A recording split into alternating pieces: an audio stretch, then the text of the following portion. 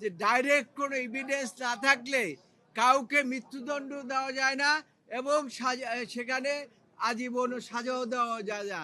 সেই সমস্ত দিক বিচার বিশ্লেষণ করে আদালত মনে করেছে যে এই মামলায় যারা আপিল করেছে এবং যারা আপিল করতে পারে নাই প্রত্যেককেই খালাস দেওয়া প্রয়োজন এবং সেই জন্যই আজকে এই মামলায় এই 21শে আগস্ট গ্রেনেড হামলা যে মামলাটিকে সারা বছর আওয়ামী লীগ সরকার এটাকে ব্যবহার করেছে রাজনৈতিক উদ্দেশ্য প্রণোদিত ভাবে।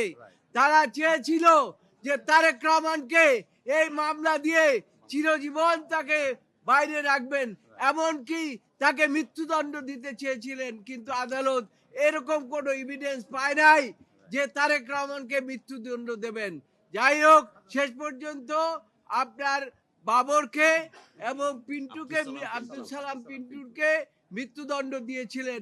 সে আজকে এই জাজমেন্টের মাধ্যমে তাদের সেই মৃত্যুদণ্ড থাকলো না এবং যারা যাবজ্জীবন 19 জনের মৃত্যুদণ্ড এবং সকলকে আদালত মনে করেছে, আদালত বলেছে যে আমি এভিডেন্স গুলো সব পর্যালোচনা করেছি, আমি এখানে উল্লেখ করলাম না, কিন্তু এগুলো জাজমেন্টের মধ্যে আপনারা পাবেন এবং সমস্ত কিছু বিচার বিশ্লেষণ করে আজকে সকলকে বেকসুর খালাস দিয়েছে।